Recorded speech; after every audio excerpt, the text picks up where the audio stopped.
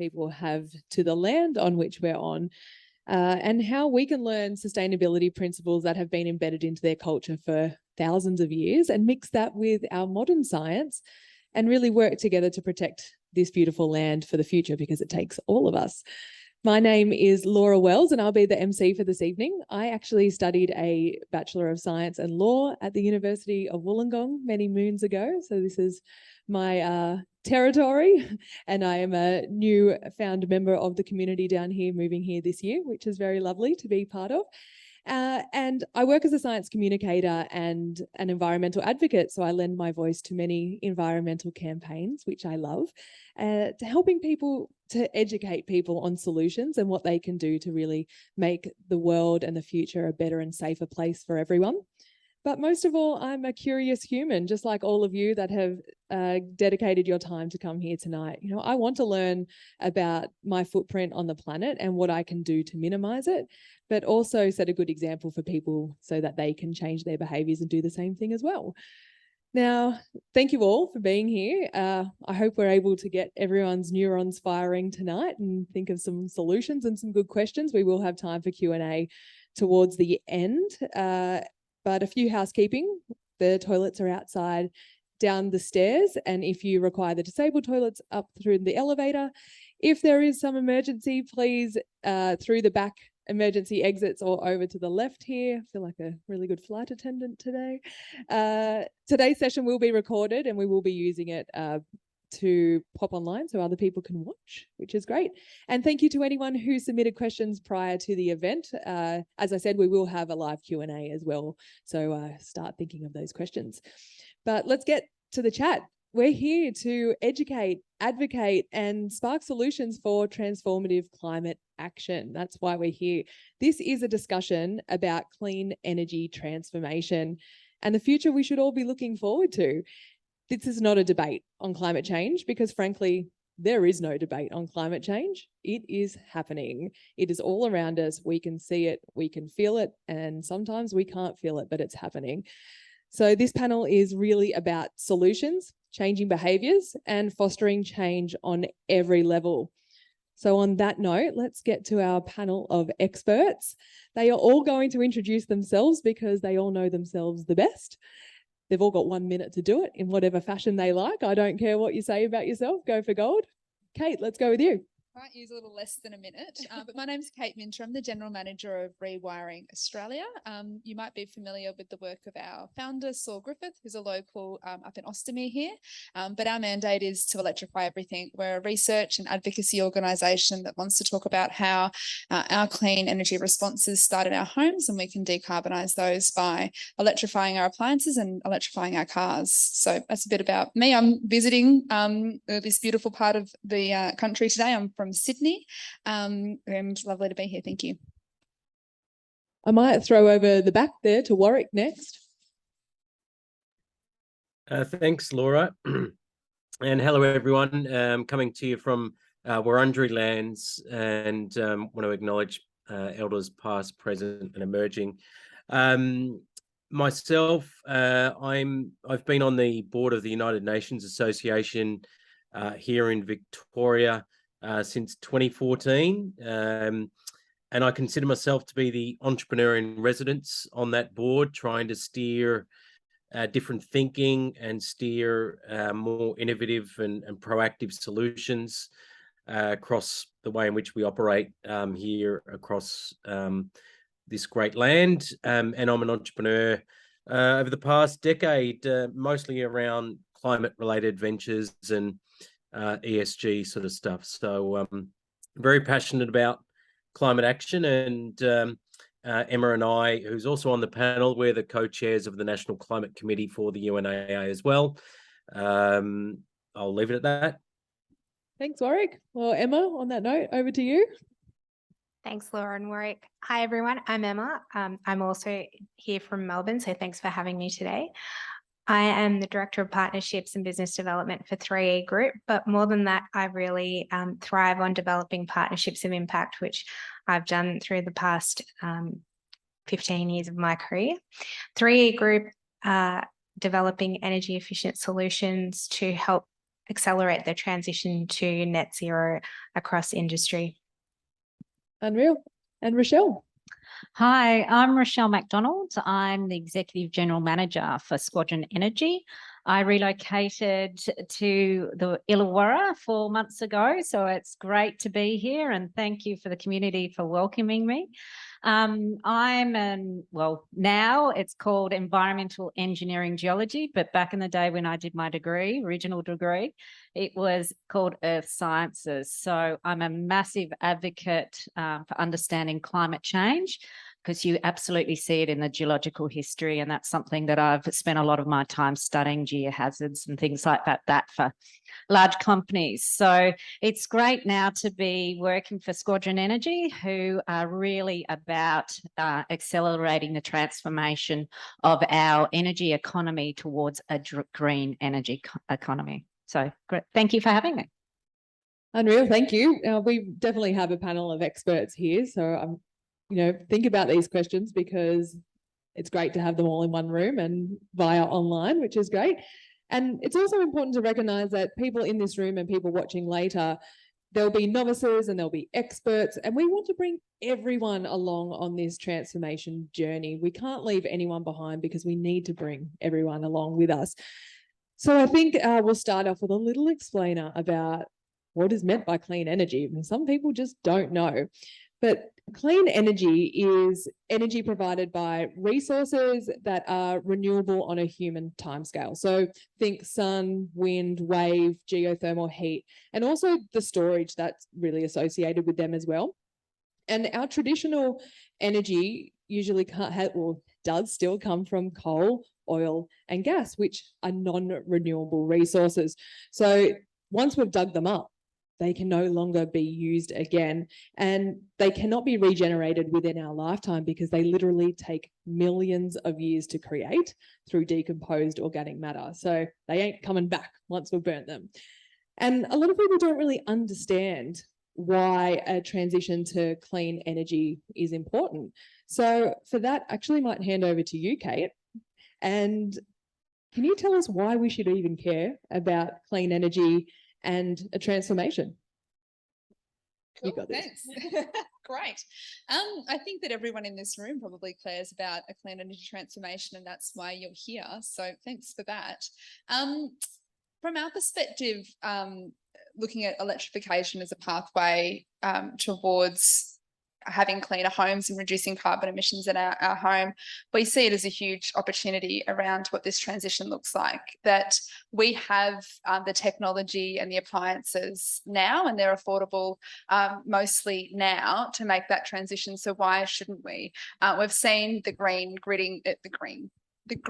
greening a lot, and closure of coal-fired power generation being brought forward, and we'll continue to see that acceleration. I guess we're really keen to have a conversation about why we need to look at what's happening in our homes, and for us, that's a story of abundance and a huge opportunity around how we can actually save people money on power. So it's not just about being greener, it's about reducing energy costs, and also trying to take away some of the fluctuations and inflationary nature we see when we're relying on fossil fuels to power our homes and cars. If we can take that out of the equation, our homes can be healthier places because we're not burning fossil fuels inside.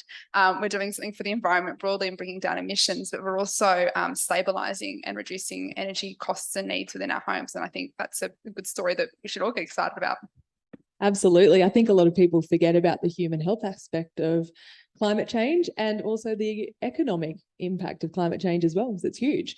Emma, I'm going to throw over to you, because we hear a lot of negative Nancy's out there saying that we just can't have 100% renewable system here in Australia with our infrastructure that we already have. So what actually needs to be done to Australia's electricity network for us to have a reliable electricity supply without oil and gas? So to transition to 100% renewable energy, we really need to look at all areas of the electricity grid and work together. Partnerships are really important to be able to develop that. I also think that with that transition, we need to look at balancing the load across different areas, and we have quite a lot of renewable assets in Australia. We've got an abundance of renewable energy. In fact, we could be a net energy exporter, which would allow us to reactivate industries such as manufacturing, if we're smart about how we use our energy. Yeah, excellent. Warwick, did you have anything to add on that as well, in terms of, where does Australia need to go in terms of getting us to 100% renewable with the infrastructure we already have, and what we can add to it? Yeah, well, I think Emma's nailed it in terms of the opportunity for us to be exporting renewables. If you think about, the 30 years of economic growth that we've had, it's been predominantly from digging our resources out of the ground and exporting them to countries like China and India. And an example of that is what Mike Cannon-Brookes is trying to achieve with his exporting of renewables across to Singapore. He's got an agreement over there to help them be renewables. We've got an abundance of sun. It is the ultimate resource in the future energy. And so, that is a huge opportunity. And I think also, the fact that we've got a lot of these existing technologies available to us, like what, Saul Griffiths and folk are trying to do with Rewiring Australia. I mean, if we all electrify our homes, it's a significant contribution towards that shift of us all buying renewable energy as consumers. And then, we've got to ask the question, are we consumers or are we citizens? Because we're not necessarily consuming energy when it's free and it's coming from the sun. Albeit there's obviously, players and intermediaries in the middle that need to, create profit from it. But yeah, I think that's a big opportunity for Australia, and we're very well advanced in a lot of these clean technologies and renewables infrastructure. Yeah, we're pretty lucky in this country. We do have the availability of a lot of sun and wind, and lots of very smart people with lots of great technologies. Warwick, I'm just going to stick with you on this next question, because obviously transitioning to a green and clean energy structure is going to cost money. So what is your hope for Labor's national budget in respect to clean energy? Well, I think it's a whole lot better than the 9 years of the previous folks trying to shuffle some things around and not make too much sense of it, nor admit that climate change is real, albeit they might have done it in the last year or so. But I think, look, Labor's been amazingly progressive, not only at a state level, across multiple states across Australia. I think if you look at, what Victoria's just announced in the past couple of days, the federal minister, Chris Bowen's been down here. We're investing multi-billion dollars in renewables infrastructure to really fast forward the state here, and the states have been exceptional. So I think the fact that most of those states have been Labor-led, with a social policy mindset and a climate futures mindset, I think we've got a compelling opportunity. The fact that Penny Wong was over in our Pacific islands within her first week and saying to our folks over there, we don't want you to be climate refugees. We want to lift you up and support you in this transition to renewables. And we're well versed and experts in that. We actually invented solar as being a Victorian. I'm happy to say that New South Wales won that one with UNSW, inventing the photovoltaic cells. So the opportunities here. I think Labor's really they're walking the walk, they're talking the talk. I think a lot of us are really inspired again. So, there's always going to be hiccups along the way. I think, we've, recently there's been announced a new coal project has been given the green light. Pardon the pun, not a good thing. But, look, sometimes there's a lot of lobbying that goes on, and we need to, ruffle some feathers. But I think also community is very, very vocal. So I think we'll see a lot more pushback from citizens and students, and yeah, I think that the future is positive, albeit Labor's going to have the odd hiccup here and there.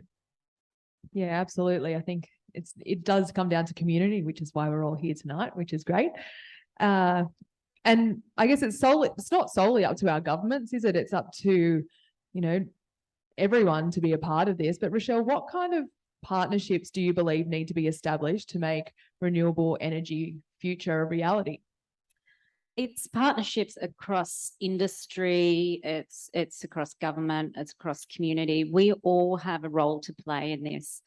Squadron Energy is a proud Australian-owned company that actually is investing in this sort of infrastructure that's going to enable clean energy. So some of the projects we're constructing right now in Queensland includes Clark Creek 1, which is wind energy plus solar plus batteries for firming.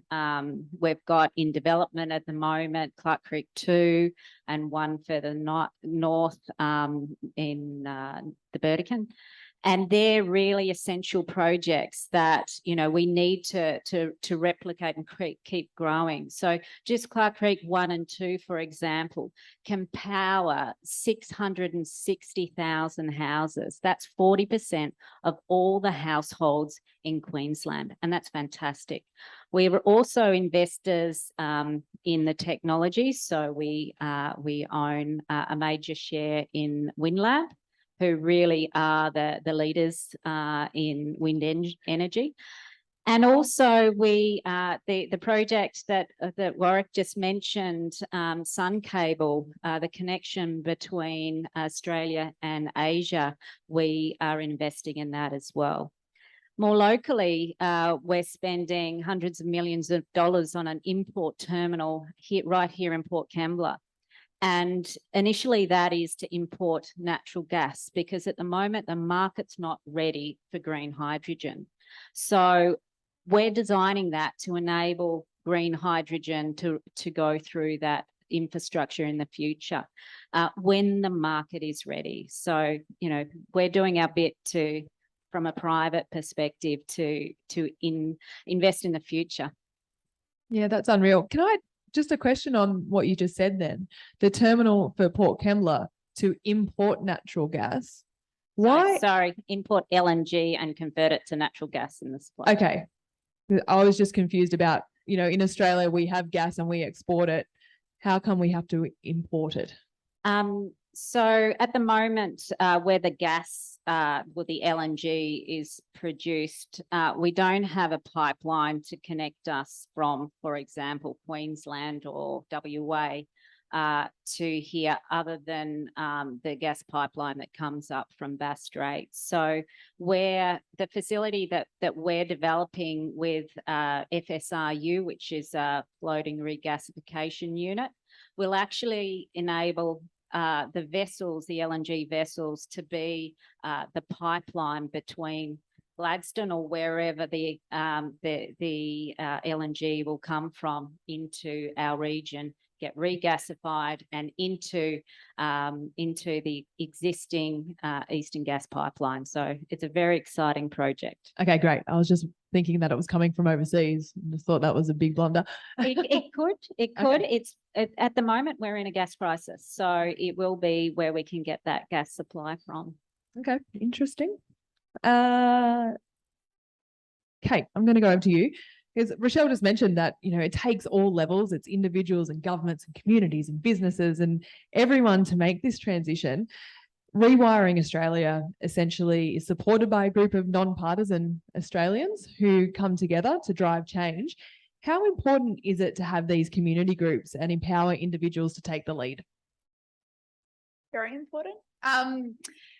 Yeah, so I just wanted to go back, because it does take all levels, and I do think there's a huge role that our government to play. And as an advocacy organisation, I'd be remiss in talking about what I think that needs to look like. So please excuse me.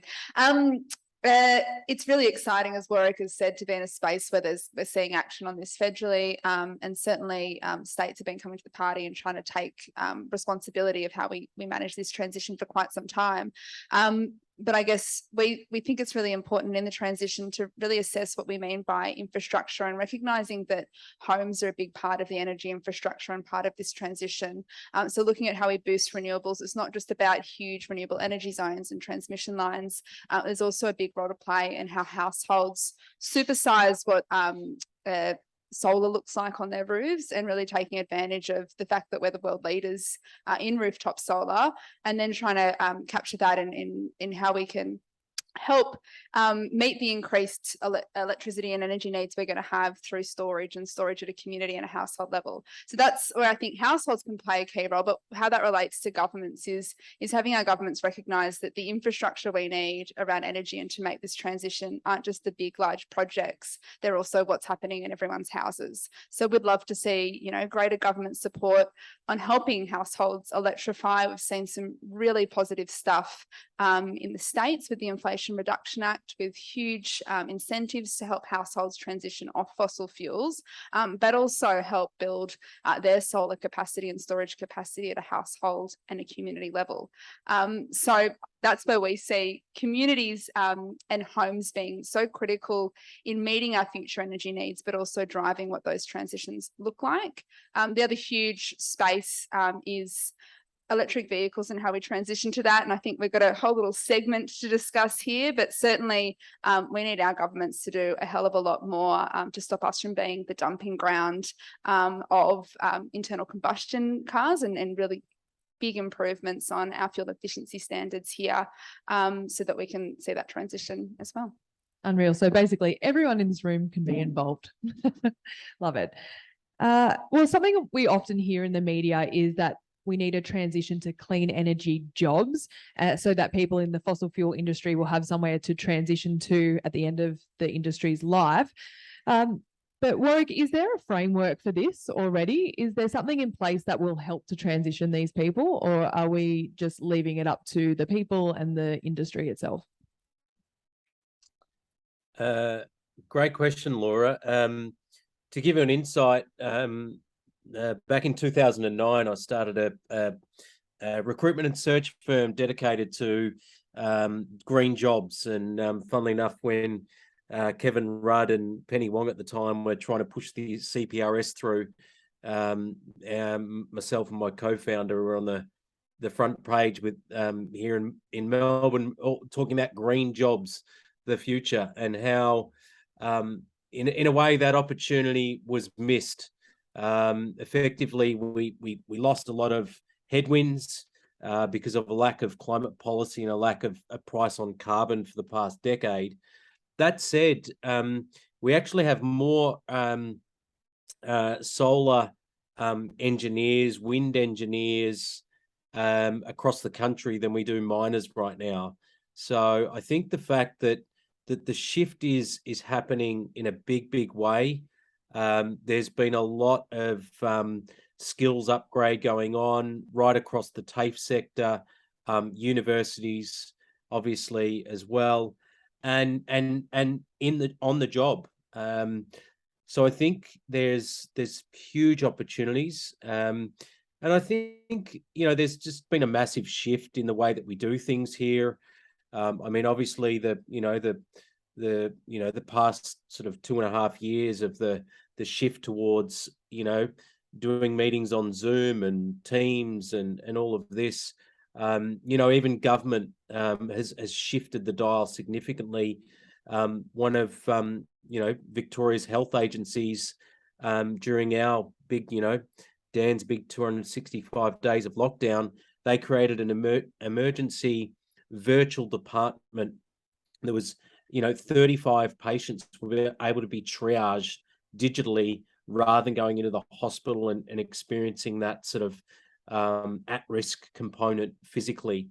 And we've seen that shift across all industries. I mean, the fact that most major companies now have net zero targets, there's been a whole lot of hiring going on in terms of sustainability, as well as, you know, not from just you know, the sort of greening the buildings and getting the ratings across these companies, but also thinking about how do we resource better products, more resource efficient products, and aim towards net zero products and services for our customers in the future. So I think there's been a huge amount of reskilling and upskilling at the same time.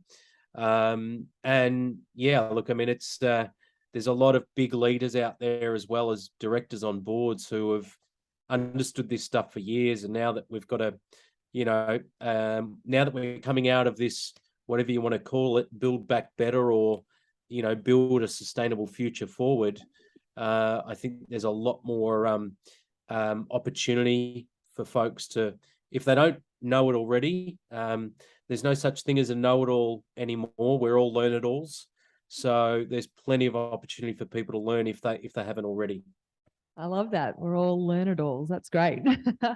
Perhaps the rhetoric we've heard in the past of, that there isn't a framework or people aren't able to transition just isn't true, because it's happening out of necessity.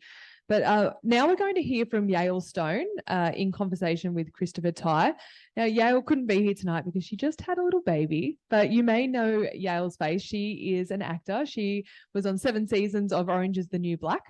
And Yael started a organisation called Hi Neighbour, which is a volunteer organisation that uses community-funded solar projects to finance training scholarships for locals to transition to technical low-carbon jobs. And she is a local here in Wollongong now. She came back to Australia because she wanted to put her money where her mouth was and really reduce her carbon footprint. So she moved back here after the bushfires, and here's Yael. I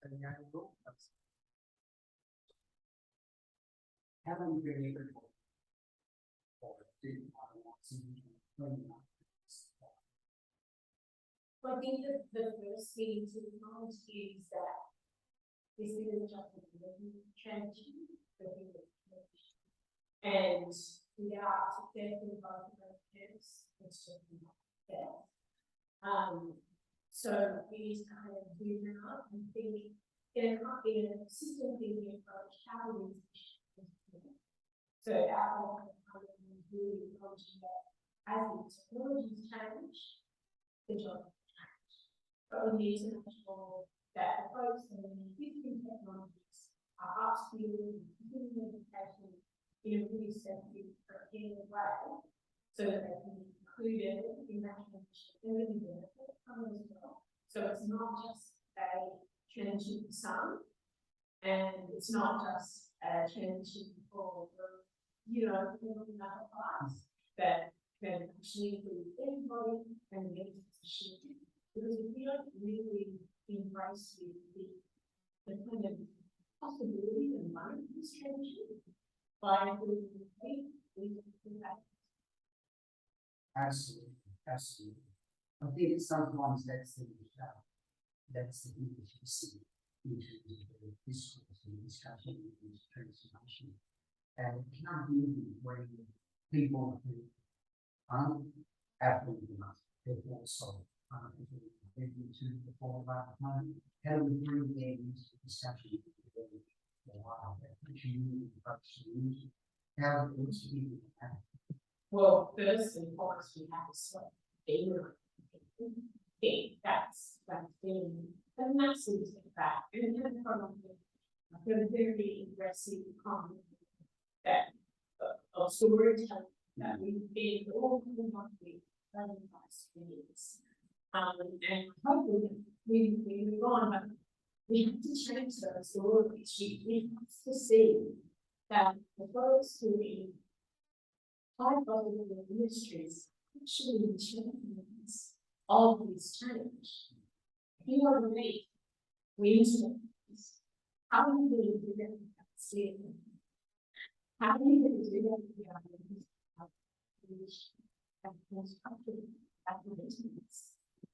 if we don't see that the people that have already been power of years are actually living and we have been set purposely in sort of 2 camps instead against each other. So we can spend our energy fighting each other in the while those upstairs And that's the community. We have studied the same that we might be able to reach in the future. And just always here to purpose. Climate is all about just dropping that fire so we can actually get doing the work. Because it takes time to change the directions, and then people that are coming from existing fields, or people that are schooling and ready to embrace whole new life. Those things take time, they take learning, and they take community investment, government investment, and business. Tell us a little bit more about the plan, the programming, and what we're hoping to achieve. So we are focused on the cost, on local, what we call TLC jobs, technical worker and jobs, and making sure that the people who have made stereotypes are included in that change as we transform into this kind of new energy superpower region in the years to come. And we do this practically by bringing people together to fund solar rooftops on all the businesses. And from the retailers from that solar rooftop, everything goes into our scholarship fund, and then we give scholarships out to local people, local workers. We prioritise coal workers, steel workers, and their growth organisations. We prioritise First Nations people, we local, and we support them in their training mission. So we try and work individually with people and really support them on their pathway. So it's not at all. We will be initially focusing in our first round of scholarships on electricity. Chickens and electricity, because we've got this huge and really interesting project happening with Rewiring Australia, that Kate's will be with you today. And we kind of look around and see, okay, this enthusiasm around electrified 2515 is awesome, and we love it. And we just want to make sure that when this program goes ahead, that it's the local people who are servicing those domestic projects. Because if it is a bunch of people coming in from Sydney and the world, there's a loss there. It's not quite the way we want, because we need a full ecosystem change. So yeah, our first round of scholarship will be a few years soon, so to say, and we'll be offering continuing education for electricians to get their own tickets to service domestic occupation, and we'll also have some spots for those who want to enter in at the front door and do their apprenticeship. And we have some amazing conversations basically with the ETU, the electricity union. And I was really inspired by this idea that every electrician is a step towards net zero. Because that particular expertise as a learning about really is about maximizing that efficiency. And we know, and people like Rewiring Australia, Squadron, the more we can electrify and move away from the generation being really fossil fuels, better chance we have to rapidly move our emissions. And in terms of the triage of what needs to happen, we've got to bring down this. I'd say thank you, Yael, but she can't hear me. Rochelle, I saw you nodding away over there while she was talking about local jobs and keeping it local.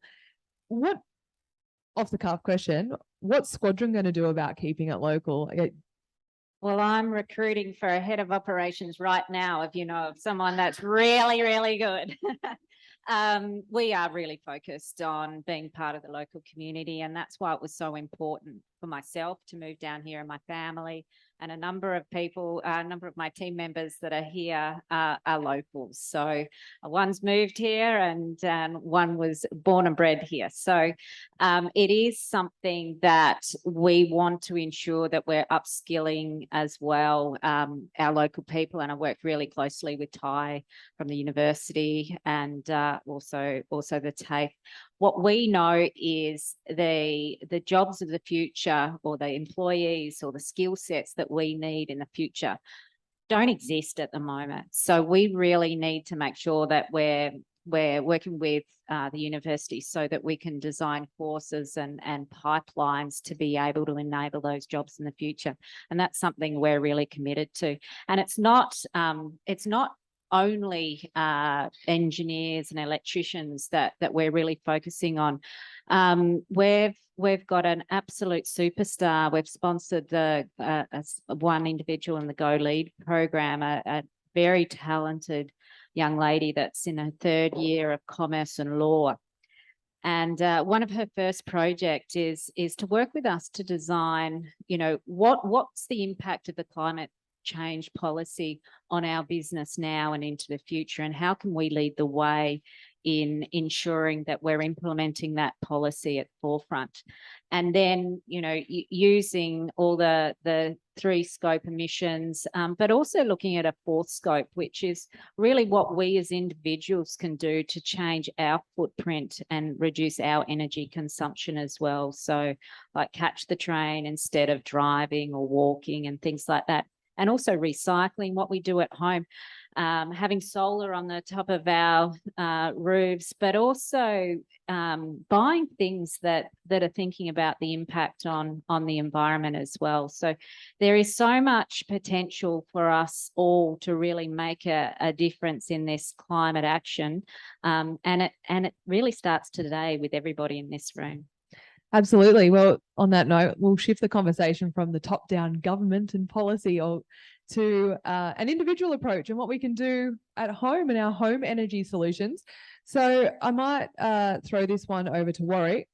Besides the environmental benefits, is there a financial benefit in clean energy for an individual household?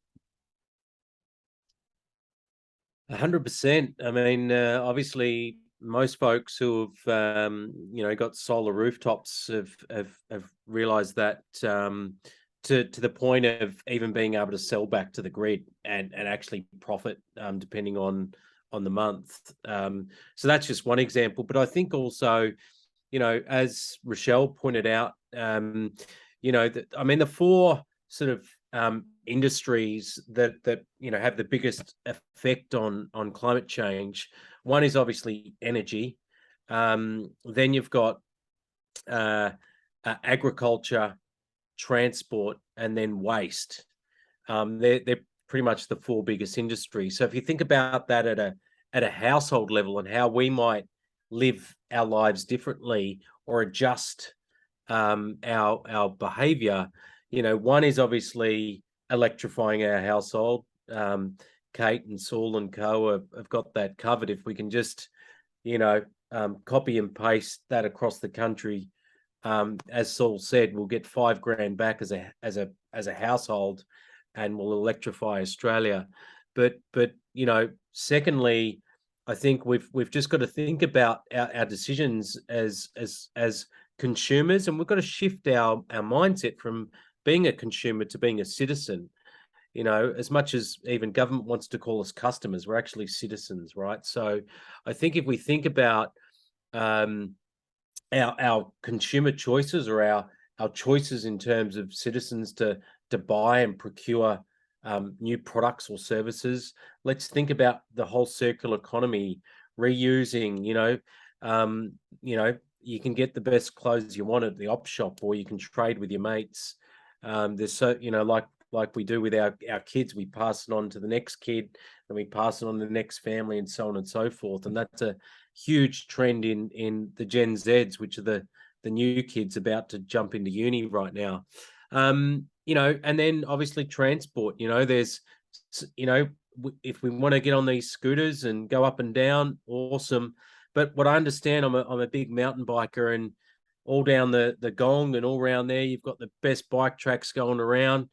You can't go wrong. Jump on the pushy, and it's a brilliant way. But also waste, right? The unfortunate thing is that Australia is the largest textiles waste country in the world, or second, shall I say, second to the US, and in front of India and China. That's not per capita, that's as a nation. So we need to think about these types of things because waste has a huge impact on climate. So yeah, anyway, I think I've said enough. Back over to you, Laura. Thanks. I think you gave us lots of good tips there. Emma, if a household uses gas as part of their energy source, is it still worthwhile to invest in solar? When you look at deciding whether or not to invest in solar for your house, it's really important to understand how much energy you're using, when you're using that energy. If you're home during the day, if you can schedule, for example, your washing machine or dishwasher to run during the day, or your pool pump, then solar might still be a really good and cost saving for you, and also reduce your emissions. So there are ways that while you're on that electrification journey, that Kate will have a lot of ideas and tips for you that you can still maximize having solar panels while having that gas at your home. Yeah, I feel Kate just going, yes, rewire, electrify everything. Excellent. Well, if we look at the 2021 census, around 29% of occupied dwellings in the Illawarra are actually rented. So renting is kind of a tricky area for people who really want to transition to clean energy. And I know I'm a renter in the area, and it's not always up to me what goes on the roof or how I receive the energy to my home.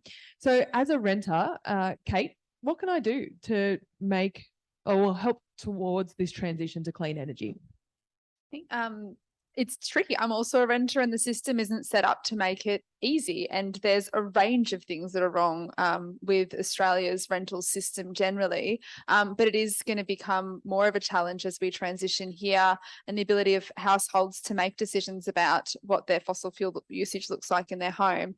Another big challenge is strata, and a lot of rentals are in apartments and strata, and how do we manage those kinds of processes? That's certainly something we're spending a lot of time looking at and exploring around different models of which solar can be integrated, and upgrades are made around electrification that feed into energy service agreements and how you manage those with landlords. But it's not an easy space. It's quite complex, and I think we need a concerted effort from a range of different organisations to come in and try and shift how we look at that. Warwick talked about the cost savings involved with electrification matched with solar. It's a hard justification sometimes to make for convincing landlords to upgrade to electrify and store solar if they're feeling that the benefits are going to be reaped by reduced energy bills that they're not necessarily going to see. I don't want to set up an argument we justify increases in rents, but how do we manage those different tensions and perceptions people come from? A lot of feedback we get is that landlords don't see the benefit of installing solar because they don't think that that can increase the market asks that they're making in the rental market or in sales markets. I think that that's going to shift as we shift community attitudes in terms of market decisions when you're looking for a new rental property or you're looking to purchase a house, prioritising that it has solar, prioritising that it has no gas, and trying to, I think a big part of what we see our work is a communications piece, undoing so much of the work that the gas industry's done for the last 50 years, convincing us that it's the best option to cook with, that it's a clean version of a fossil fuel, changing that so that people do start to prioritise and in their decisions of purchasing and renting are saying, well, no, I'm going to look for what the electric version is, and I'm going to look for what's going to allow me to generate my own renewable energy in my house. Unreal. Any landlords out there? Time to get solar on the roof?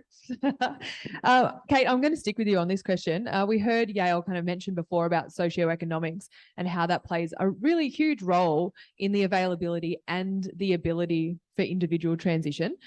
Are there any schemes in place? Are there, local government help? How do we bring everyone along for the ride of this transition?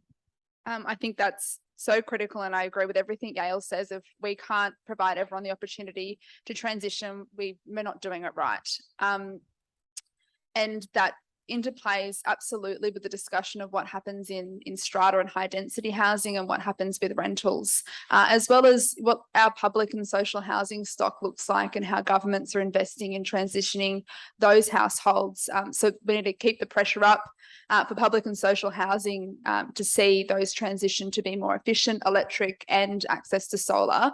But it's a hugely important issue to solve, because if you look at energy prices right now, particularly in the middle of our energy crunch, and energy prices historically, looking at gas, electricity, and petrol prices over a graph, you can see they're volatile, but they're inflationary and they go up and up over time. And we're going to continue to see that, particularly as our resources deplete. We talked a lot about how they're not renewable. If we can lock in prices through solar generation and storage, once you're paying off those assets over their lifetime, you're really locking in prices to a large degree and controlling some of that inflationary and volatile impacts. The houses that are going to benefit most from those are already those that are experiencing energy poverty, and we can't lock them out of this transition of electrifying homes. Another real risk we have, particularly as we move off gas, is if we've left homes stranded on a gas asset, they're going to end up paying more for those broader network costs. So we need to make sure everyone comes on the journey. There's a range of rebates that are available and incentives around different elements of electrification. There's certainly incentives to get people to shift to solar. We're interested in how we can package all that up and really shift the conversation to get people moving, and rentals are a huge issue, I think, in part of how we do that and set up models, and maybe they're business models, maybe they're commercial models, about how we can share that and make it easier to people to buy in and reap the benefits. Unreal. So lots to think about, lots to do still. Well, let's switch over to EVs. They've been on a lot of people's minds, and there's been a rise in the purchases of EVs in Australia. There's a 65% increase just this year, but that only represents 3.39% of the new sales of cars in Australia. So it's a very small portion, and there's lots of reasons behind that. And part of that is previous government policy on fuel efficiency standards and EV infrastructure, and kind of a lackluster emissions reduction policy. So that's meant that manufacturers haven't sold into Australia, and so we've got a weight on our hands. But in terms of that, you know, we still need to think about it and make the decision for ourselves about, is this going to be worth my while? So Warwick, I'm going to pass over to you. When is it more economical to have an electric vehicle versus a petrol vehicle? Is it smart to buy an electric vehicle in Australia right now? My short answer would be yes. If you think about even just the fact that the price of petrol's gone through the roof due to obviously geopolitical challenges in Russia, Ukraine, and the supply of resources out of Ukraine in particular, as well as Russia. But look, that said, I mean, the price of refueling your EV is significantly cheaper, and so look, if you can plug in at home and you've got solar, then you're looking at being in a net positive position over internal combustion engine, right? So I think that's the first part. But look, I think I understand the challenges for folk. The realization that we haven't had strong EV policy to provide the pathway for all these manufacturers to export to us over other countries is a big burden, right? I had a conversation with the then Minister Greg Hunt way back on Norway at the time. Was, this was like, 2014, I think. We all walked around Treasury Gardens when he was the Minister for Environment and Climate. Norway had a 50% rebate on EV purchases back then. Going back to earlier this year, the month of January, they had 86% of vehicle purchases across the whole of the country were EVs, right? So that's quite a significant shift. Long way of me answering the question, but I mean, the economic stacks up if you can afford that initial outlay. But there's companies like Good Car Company out of Tasmania that's bringing in secondhand EV renos, etc. So yeah, look, there's other options to look at, but I can see why, you know, we've got a little bit of a backlog. Absolutely. I actually just purchased an EV this week, but it's not coming until April. So petrol it is for now. Emma, if I had to choose between home solar and an EV, what do I do? Oh, it's a tough question. But again, I think it's about evaluating what's right for you from a price point perspective, having a look at what your usage is, how much do you drive, when will you use your energy. And then there's also financing options that you can look at where you might have a leasing arrangement where you pay the car or the solar panels off over time. So even if that upfront capital cost is too high straight away, you can defer some of that payment and pay it off over time. So these are things that everyone needs to evaluate for themselves, and there's no one size fits all, but there's a lot of great help out there and tools available that can help you make those decisions. Yeah. For me, I bought an EV because I'm happy to be an early adopter, but I really am aware that I need to plan my trips around infrastructure. So Kate, you know, what are some of the community challenges, but also the opportunities for EVs? Thanks. Yeah, certainly there's the infrastructure of charging, and we've got to look at what our cities look like and are transformed into around infrastructure to charge at commuter stations or in shopping centres. And that's a huge opportunity about how we can utilise a lot of those public spaces with solar so that we can be renewably charging electric vehicles in spaces where they're sitting throughout the day, because that might not be in your garage at home when you're generating the most electricity. So that's integrated into broader council and city planning, but there's also, you know, huge opportunities to bring that in and bring businesses into, you know, what they do and contribute to those resources. I think it's also worth noting that it would be a shame if all of our current internal combustion engine cars are replaced with electric vehicles, and there's a real opportunity in part of this transition to think about what other forms of transport there are and what other things we can electrify, particularly bikes. People might have seen Saul around the area in his electric skateboard, which makes me very nervous that he's going to have a serious injury when he's on it. But there's other forms of transport. I mean, I say this also as a Sydney city slicker where there's more public transport options, but certainly other electrified options that we consider outside of cars. And then I guess the big opportunity and the exciting thing is once we see electric vehicles taking over our streets, they're going to be a lot more quieter. And there's some really great benefits that we haven't really started to think about because we haven't seen it happen en masse yet. But once we transition to an all-electric car fleet, yeah, we'll be able to hear the birds a lot more perhaps. That's really interesting. I've never thought about that, how quiet it will be and the ambient nature noise we'll be able to hear again.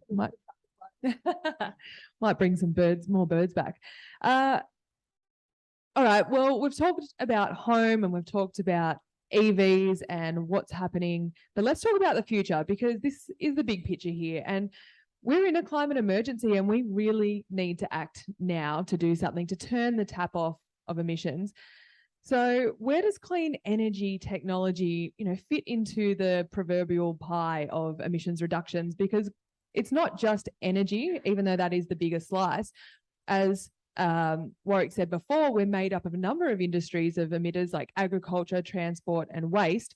So Rochelle, I'm going to throw to you. What role do you feel that renewable energy transformation plays in combating climate change? And can you talk a little bit about the green hydrogen that you are working on? Because I think that's really important. Yeah, sure.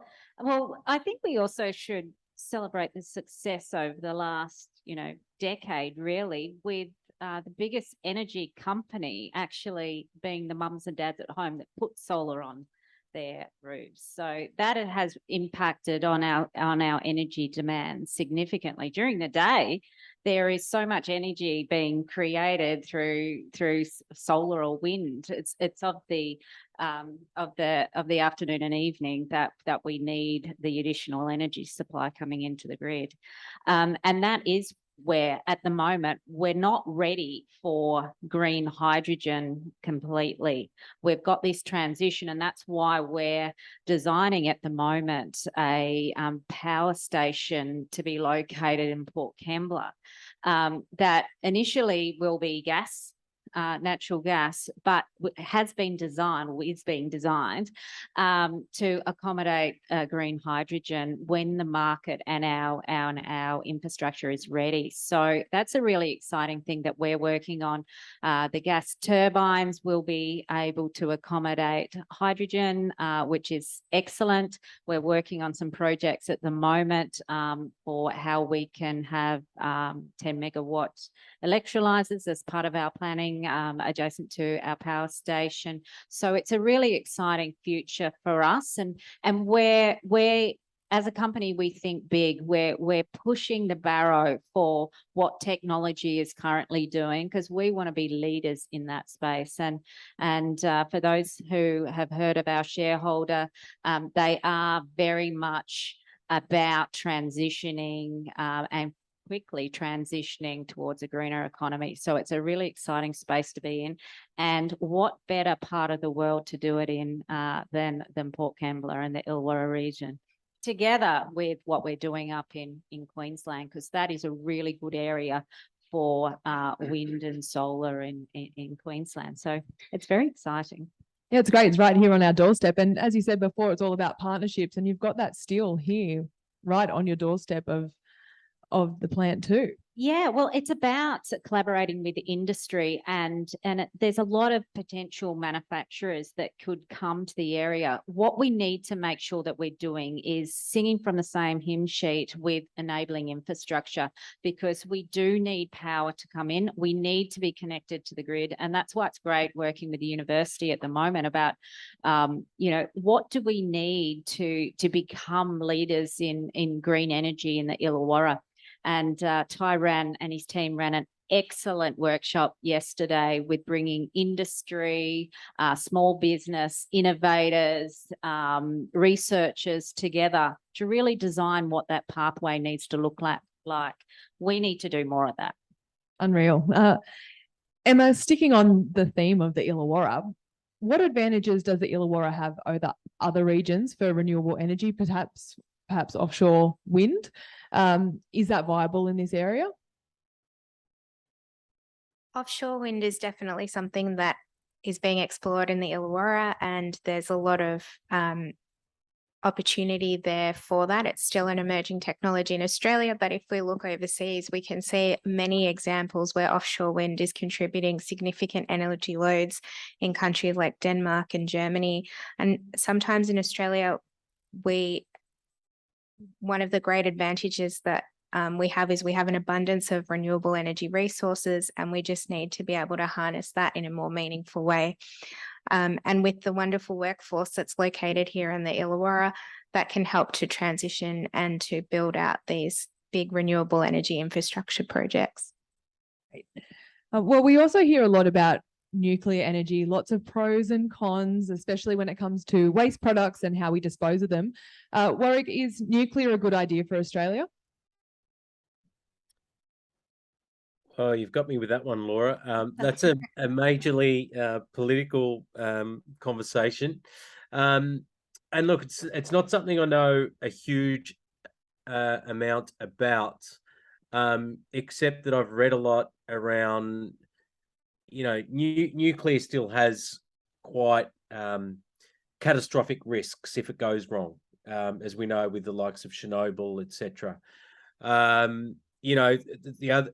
That said, if you look into fusion energy and nuclear, it has absolutely enormous potential. So look, I mean, I'm not a scientist or a chemical engineer, but look, I think one thing I studied when I back in 2014, I did Al Gore's Climate Reality leadership program, which I know Emma's done on stage, and probably a few of you in the audience as well. He's been around, the fine chap. But one thing he taught us was the solutions exist today, right? I mean, nuclear energy could be one of them, but if we all, the challenge we have is climate inaction. It's not about climate action. The solutions already exist. So let's almost forget about nuclear for a minute, because I think there's way too many risks associated with it. But if we electrify our homes, industry shifting towards a renewables future, and there's huge amount of push. I mean, COP27 is coming up in Egypt shortly, which is a big meeting of all the countries around the world in terms of implementation of these solutions. So they already exist. I think nuclear's it's also something that, you know, obviously is talked about in wars and all sorts of stuff. So I prefer to leave that one alone, but let's focus on the solutions that already exist. I'm with you on that one. Okay, well, Kate and Rochelle, I want to ask you both, what are your visions for the future of the Illawarra from the perspective of your organisation? So, Rochelle, I might start with you. What does Squadron want to do with the area, and what can you do, and how can you benefit the Illawarra?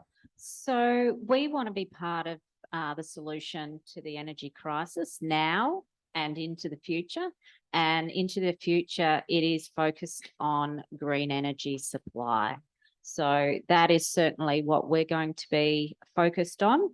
And Port Kembla really will be a precinct model for us. It's not just one solution for the area, there's multiple. So that's what's going to be really exciting. So watch this space. Love it. And all the jobs are open too, right? Yes. And Kate, from Rewiring Australia, you know, what is the future of the Illawarra for that, and, you know, Electrify 2515? Do you want to see that expanded? Yeah, so we're Rewiring Australia. So we're interested in how we take everything national and allow everyone to electrify and find those pathways. But there is a project currently, Electrify 2515, which is being led by a group of keen local community activists drumming up interest to run a pilot in their area of electrifying the entire postcode. And it's really excited to see the energy and interests surrounding that. And we're working with the team to try and build that into a pilot that we can make a reality. That's one small postcode of the Illawarra. We've got a vision of what we need and the policy settings and the industry settings we need in place to allow every household in the country to electrify in the next 10 years. Out of 2515, though, what we do see is an opportunity to share what those job opportunities and those industry opportunities look like across the region. And that's a big part of what we want to do broadly with Rewiring Australia as well. As Yael spoke about in her interview, it'd be a real shame to not see this as a huge opportunity for local jobs, particularly in regions like the Illawarra. These are jobs that can't be outsourced or sent overseas. These are local installer jobs, and it's a huge opportunity. This is what Saul speaks a lot about in his work, is that this is an abundance agenda. What can we win out of this? For so long, we've had debates about climate shaped around what we stand to lose and what we have to go without.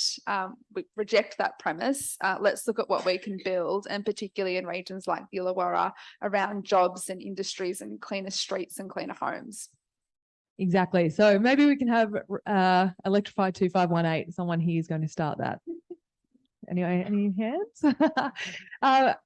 I'm going to move on to Q&A now. We want to hear from the audience. Who's got burning questions for our expert panel? We've got some roving mics. Please put up your hand. And, you know, we would love to hear questions as much as we love anecdotes and statements and fun stories about your homes. These are the experts. They're here. Ask them actually hard-hitting questions because they're the people that can answer them. Yeah, thank you very much. My name is Karen and I'm from the University of Wollongong and I am a dietitian. So I know firsthand that there are very, very many people in the Illawarra that cannot afford to put food on the table. So being here tonight is wonderful. We're all in it for the right reasons. Electrify 2515, yay, that's where I live. But we're all pretty wealthy in that suburb. We can afford solar. We can afford to buy electric vehicles, or if we can't afford it, we can get a loan. My question is, if Port Kembla residents are going to be, I don't know if there's going to be any fallout from this new gas repository or whatever it's called, why would the local government not say to the residents of Port Kembla, you guys are into something amazing here, why don't we electrify your houses? Why don't we put solar on your roofs? Because they are the people that need it. Warrawong, not 2515. And I'm totally supportive of 2515. But let's get real a little bit. You know, what about the people in Housing Commission? You've touched on rentals. Are we going to create more of a divide, more inequity between the haves and have-nots? I mean, I'm just putting out a plea. Yeah, to any local I'll put the question to Kate. Go for it. Thank you for the question. And you do raise really critical points. And like I said, equity and how we can have everyone share in the transition is critical to the work that we all need to do. And I take those points on about 2515. I am not a local, but I'm aware of the demographics of the different areas across the Illawarra. And mindful though that within every suburb, not everyone's super wealthy, not everyone can afford that. But looking at how that varies across the region is something really important. From our perspective, from a pilot, it's a test run, and asking people to shift their entire home into something that is very different, and people have different motivations to do that, is a bit of a threshold. And so what we're working with at the moment is where we've got huge community interest to say we want to actually be a part of that and take an active role. And if anyone's, I've never done a renovation as a renter, but in those kinds of renovations and upgrades, it's tricky and it's a bit messy, and that's part of what we want to use a pilot to find out about. So getting a community who's really keen and on board and wanting to do it, as opposed to trying to convince the community of all these other benefits of it. It's got some benefits for us because we don't want to get that negative blowback as we try and tease out the details of how it all works. We also envision through the pilot, we've got to put together how it all works, but looking at something where we are asking households to invest in what those upgrades look like. It will be incentivized, but there would have to be some contribution from households, and maybe that's amortized over a longer period. But then that becomes a question of, you know, who has the capacity to do that? And it's, I think part of what we're exploring now is when we're doing a test run, is it helpful to bring in the households who are the most vulnerable and who are already struggling, and this will be a big threshold question? Or do we want to start with, I guess, the low-hanging fruit, or sorry if anyone here is from 2515, but almost the guinea pigs, to try and test that out with a really supportive community so we don't get huge blowback, and people who are teetering on the edge of, do I want to electrify, having that kind of negative feedback and then not being able to reap those learnings, but actually seeing it make it harder to roll it out elsewhere. But I really take on board all those views. What we'd love to see is a local government throw some money out and running a pilot everywhere, and we certainly would be encouraging that. We're just capitalising on this amazing interest and energy we've seen in 2515. But thank you, and we definitely take that on board. And those community leaders, that's what you need to really push this, don't you? You need, you know, someone from Port Kembla to go, this is what we want for our community, and get those people on board. Yes, exactly. All right, I think we've got another question over here. I think my question is mainly for Rochelle from Squadron. How long until we have green hydrogen in reality? I mean, I think there's been a bit of debate in the media lately about Sol Griffiths saying that that's kind of the next stage, and it's kicking the bucket down the road, and we need to concentrate on households first and solar. But I mean, when do you think we'll get it? When will we see it like powering things like the steelworks? When's it going to happen? Well, there's two hydrogen electrolyzer projects at the moment, pilots that have just been announced maybe a month ago. So BOC and also BlueScope are doing 10 megawatt pilots. So it's already starting. They're doing the designs and the planning for that.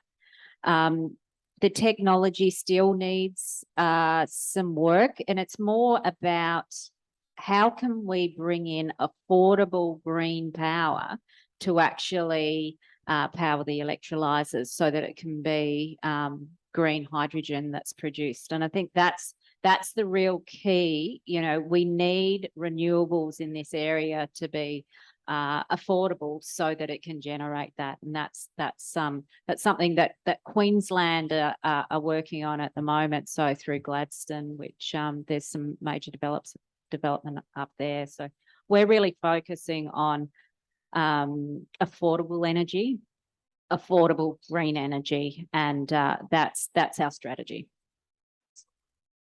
Still some way off, but we are starting, and that's the important thing, that we are starting and collaborating really closely with the universities as well. So yeah, it is a process, but I can assure you we'll get there as soon as we can.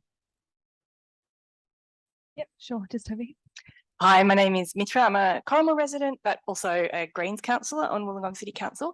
Also a question for Squadron. You know, I feel nervous when I see new infrastructure and new capital expenditure on fossil fuels, and there is significant investment in a new import terminal, in a new power station. Will that power station ever be 100% fueled by green hydrogen, or will it always require a blend with fossil fuels? And you also mentioned it being affordable renewable energy. We know there's a lot of energy loss when you make electricity into hydrogen and then back into electricity. So how does that actually make the electricity more affordable? Because it's sort of hard to make that leap of logic. And that's part of the transition that would need to happen. It's not going to happen overnight, but we've got to start. With your first question about infrastructure investment, we're investing in hydrogen-ready infrastructure. So we're testing all our pipelines to ensure that it can accommodate green hydrogen when the market's ready. And we're designing our infrastructure to ultimately, once the designs are able to accommodate 100% green hydrogen, that is what we will facilitate. It won't happen overnight, as I said, but we're certainly, that is our strategy. We want to be 100% green hydrogen, but the technology isn't quite there.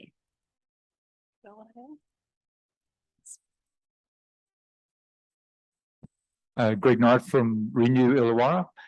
All of this talk about transition I can hear is about buying more stuff, and we have to make more stuff, and a lot of it's going to be made with carbon.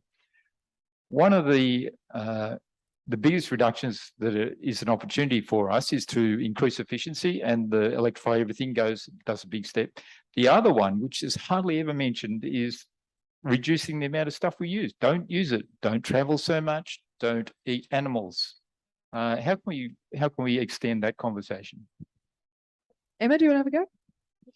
Sure. I think that there is that, you know, our core business is energy efficiency, and efficiency is the first fuel. So while here we're talking about clean energy transition, I'm a big advocate that we look first at how we can reduce the amount of energy that we need to consume, both in households and in industry, because we do have a lot of unnecessary waste at the moment that with a bit of efficiency, we can make more out of the new infrastructure that's coming in. In terms of our own personal footprint, there's a lot of areas that we can look at how to use less things. Sourcing your produce locally, looking at attending things like farmers markets, how can you, and not wasting. So if we look at the food element, making sure that we're buying what we need, that we don't overfill the fridge and end up throwing out the packets of lettuce can be quite a common one in many household fridges. There's some great movements around minimalism and mindful consumption. So, you know, before going out to buy, and I know this is something that I've had to work on in my own personal sphere, before going out to buy that new item of clothing, having a good think about, do I really need it? Is it something that I can wear to multiple things? As Warwick mentioned before, the swapping amongst friends, there's so many ways that we can really think about reducing what we're consuming. And there's a big movement around ethical fashion, secondhand fashion, because we are wasting a lot in the textile space. And there's big movements around reducing meat consumption. I think sharing stories with friends as well, and talking about how easy it is to implement some of these really simple things can be quite powerful. And it is a journey, so it's not something that will change overnight, but the more we talk about it, the more conversations like this that we have, I think we can have, and obviously reaching people that aren't in this room, because people here are very engaged and probably on that journey already. But sharing that with family and friends is really important. Yeah, it really is about how we extend the choir. How do we use our voices here? Because you are all engaged and all really want to be a part of this movement. How do we bring in the other people? Because there's so many things that we can all do. And that extends to you every single day, because you're all leading by example. So doing those things, people are watching you and subconsciously learning and will take on board, you know, bringing their keep cup to get a coffee, or, you know, looking in their fridge before they buy something, because 20% of the food that we buy, we throw out, it ends in the bin, and things like bringing it back to a circular economy, putting things back into the system. How do we, you know, not think of something as a waste product and it doesn't end up in landfill? How does it come back into the system? How can we reuse it? And I think with the technologies going forward, and your question was, you know, how do we stop having all this stuff, and can we use some of this stuff in the technologies going forward? I think it will be really interesting to see what comes out of our waste and what ends up back in the system. Who's next? Who's got the mic? Oh, over here. Can you hear me? There we go, much better. I'm Warren, the old gecko from Eco Gecko. The two things that I want to talk about. First, I want to make a statement, then I'm going to ask a very important question. Is we talk about Norway flippantly, but you know, the 50% reduction they get on Teslas, that comes behind sovereignty tax on all their mineral wealth that they export. All right. Now that's something Australia doesn't do well and at all. I think if you look at the money that they use that sovereignty tax for, it also helps the underprivileged a lot, and it also leverages up things like your healthcare system. So it's very important, I think, for Australia to start thinking on the level of committing as a big business, coming back into this and giving back on a sovereignty level. We tried with Julia Gillard and she was gazumped in this local area. So we'd like to see that actually happen and become something really viable. My question is on electricity, and one of the biggest things of electricity I find is it's an intangible. So on a mom and pop level, we've got a very big issue in New South Wales. Victoria's done it really well. They've got a thing called an energy advisor, an in-home display, and that actually gives you the opportunity to see what you're using. When will we be able to get the same incentives Victoria gets for their ability to see their electricity? You know, that's something I'd really like to see come into New South Wales, and especially in Illawarra, because if you can't see it, you can't do anything about it. Yeah, you can't manage what you don't measure. So, I mean, Warwick or Kate, any ideas on when, or perhaps New South Wales might bring in something like this, or have you heard anything in the pipeline? I haven't. Have you got anything, Warwick?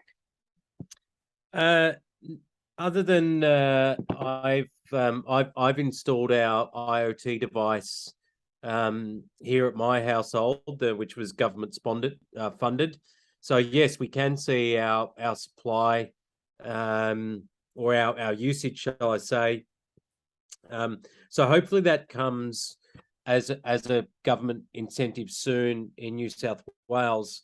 I'd also say that there's, you know, going back to another question before around the clean energy future, you know, our fridges, you know, most of our household appliances are going to be smart appliances soon.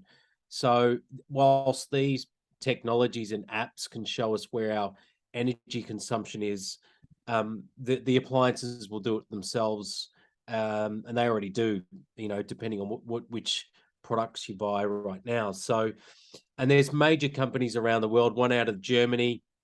We've probably got 14 of their products in our household. They're in washing machines, dishwashers, toasters, you name it. And they're already producing IoT across all of the appliances. So we know where our energy is used, but we also know things like the types of food we're buying and that impact on climate. So I think these sort of So it's a really good question, and I hope New South Wales gets a very similar scheme soon. And look, I mean, it shows you some good data, but essentially it goes back to the question before of being minimalist in everything we do. Soon the even our freezers can turn off for 6 hours a night, and the food can still maintain its nutrients. So I think there's going to be a lot of shifts in all of that, but at the end of the day, it's also up to us to shift our behaviors and live as if we don't have an abundance of resources. I'll leave it at that. Maybe a little bit of a mindset change as well as being able to measure it and going back again to not having to buy all the new things that tell you what they do, but having that one data point that can tell you exactly what's going on. Who have we got up next? Well, we do have a state election coming up in March, so terrific time to raise that with local members as well. Just a suggestion. Thank you. I think a lot of people obviously have the goodwill and the intention to do the right thing, but having just tried to change energy companies and using the easy websites to do that, I've got to say it was a convoluted, complicated, really difficult process that I found really difficult to try and identify which electricity companies were promoting green energy. If they're going to put a green energy extra charge on that, how much is that actually going to add to my bill? Because you've also got financial considerations to consider as well. How do we make it easier? Because I think people want to do the right thing. The difficulty is actually accessing the processes to do that. How do we get like a heart tick or an enviro tick on products or on energy companies or that kind of thing to make it as consumers or citizens, we can make really quick and easy decisions, because if it's too hard, people have the intention, but they won't carry it through. Yeah, absolutely right.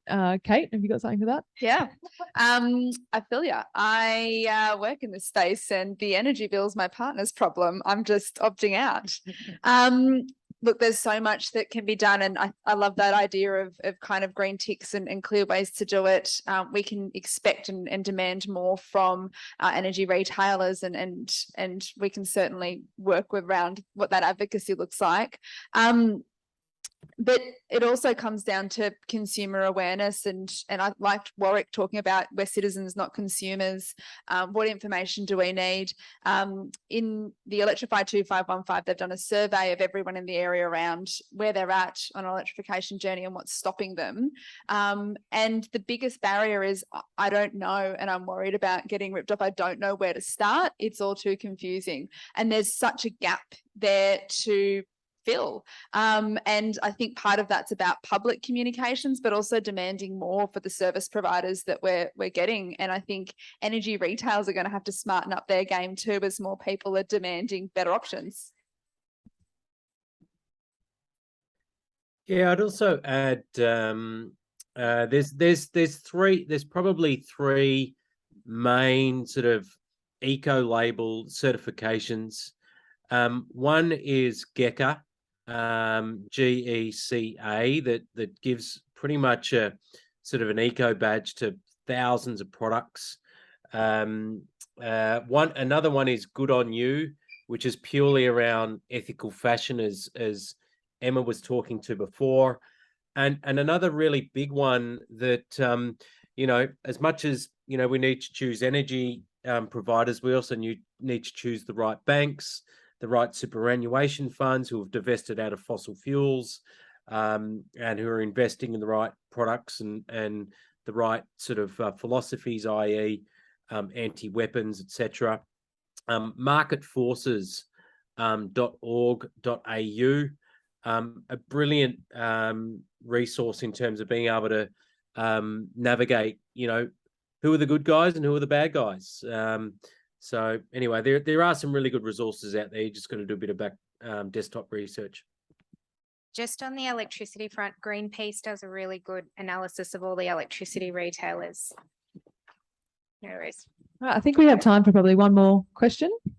Kasham Muttagi from University of Wollongong. So I'm the director of ARC Training Center renewable energy technologies for future grid. So I think we also like to see the citizen. So the way we're talking, some, the profit benefit for that consuming, we are investing a lot. So I think there is a market we need where consumer or prosumer are there together and can play a role, the buying, selling, peer-to-peer, one aspect, so they can see something coming up. So they will be more motivated on that. And also, for example, like electric vehicle. So electric vehicle can be considered as a mobile storage. So it also, you can sell that, the power to the neighbor, or maybe you can use different time, or you can take that energy somewhere with you in caravan park. You can do some of your own work. So it's another benefit for that electric vehicle. But we need to open that market for the distribution level so that we can have that, the consumer or prosumer, they can work together instead of having now the monopoly. What we can see in transmission level, there are a lot of things we're just buying and just using, consuming. So why not we just try to sell and help each other? Yeah, empower the individual to have that peer-to-peer connection and being able to sell to one another. Has anyone worked in that space that we've seen that, or how do we implement that? I was going to say it's something we're really interested in exploring, and part of the huge floodgates of issues that arise in terms of how we want to transform how we generate and use energy. It's ridiculous that if your solar in the day is being sent through the grid and being used by your neighbour, but you're being charged as if it's coming all the way from big transmission lines. But the rules aren't allowing us to work around that right now. And to your point, huge opportunities around how we integrate electric vehicles into part of the storage solution, and how we can use that to bring down electricity prices too. It's just about how we tinker around the edges to make sure that the regulatory system's set up to actually deliver for households and is adapting to how radically our energy ecosystem has changed and will continue to change in the next decade. The rules that govern our electricity supply were written over a quarter of a century ago, before any of the technology that we can all go and buy now was even a pipe dream. The reality is the founding principles of the national electricity market, the fundamental structure of it is no longer fit for purpose for the technology that we are using on our homes here and now. One of the things that Kate hasn't mentioned, and I think a cornerstone of the whole concept of Rewiring Australia, is sandboxing, basically taking that postcode out of the mess that is the national electricity rules and doing things differently and better for the benefit of all of us as a community, exploring those things that we were hearing about there. And then once proven at scale, rolling them out across other suburbs and other demographics. Sorry, I'm the Thai they were talking about as well, sorry. He's another expert, you can listen to him. Well, thank you everyone for being here tonight. I'd really like to say thank you to all of our panelists, Rochelle, Emma, Warwick, and Kate, and also Ty in the background. And thank you to our sponsors, the Music Lounge here, to Healthy Cities Illawarra, and to the University of Wollongong. It's been a great event for this Global Climate Change Week. I hope that you've all walked away with a little bit more information and maybe lit a fire underneath your butt to start something new and electrify your homes and transition and make that transition, or be a leader in your community, because we need more leaders, as we've heard. And it's amazing that you guys are all here because you can be those leaders. So thank you very much. We want you to stay. We're here for another half an hour. There's nibbles, there's drinks. Please connect with everyone. I've also got Mitch here from Wollongong City Council. There he is with his hand up, Sustainability Officer. And he's here to chat to anyone that's local that has anything to chat about, really, and talk about the climate mitigation program. He'd really love to talk about that and what your thoughts are on that. So lots of people to talk to, lots of experts here still to talk to, and thank you very much. Jump in and just say thank you to you, Laura, for your time and your professionalism and your beautiful facilitation skills. Yeah, but so do stick around, because if you didn't get a chance to answer the question, you've got a chance now. And our partner in crime over there, Ty, is the director of the University of Wollongong's Energy Futures Network. So he's another source of inspiration. And just to point out, speaking of supporting local food producers, we have some local produce for each of you as to say thank you, and ethically sourced packaging, which can double as a pot holder when you're finished. Amazing. They've thought of everything. Yeah. And Warwick, they're too clunky to post. So we're going to post you a beautifully locally produced Illawarra cookbook. And I think I saw the curator of that book in the audience. We might even get it autographed for you, and it'll be in the post. So thanks again to our panelists and Laura.